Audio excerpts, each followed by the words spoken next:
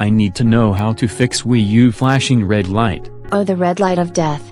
That's quite an accomplishment. I hope we can bring it back from the dead. The red light is usually a sign of overheating.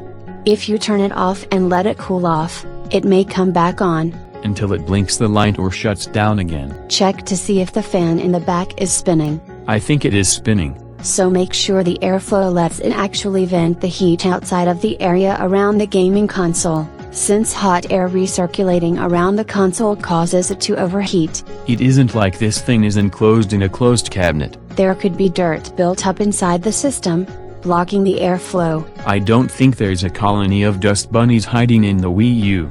You can still blow it with a can of air around the vents, just in case a wad of dog hair is blocking the airflow. At least that's a cheap solution. So is dusting it with a clean paintbrush in case that clears the vents. There's also the question as to whether or not you've got a bunch of games and devices piled up around the Wii U, so it is essentially insulated. So the solution is putting it up on a pedestal. Try tilting the unit so the vents are down too, in case any dirt comes out. If that's the case, I need to vacuum the dirt up, and then put an air filter in the room. There's the simpler step of making sure your external USB or disk drive isn't sitting on top of the console, so that doesn't add to the heat the system generates. I am more worried there's a hardware problem. If you have bad circuits and fuses blowing, you need to send it in for repair. I don't think it is under warranty anymore.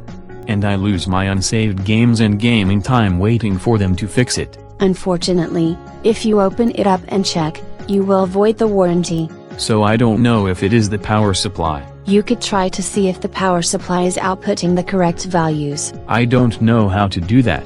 You check the values with a multimeter and check each pin against ground, to determine if it is putting out the right voltage. 1. I don't have a multimeter.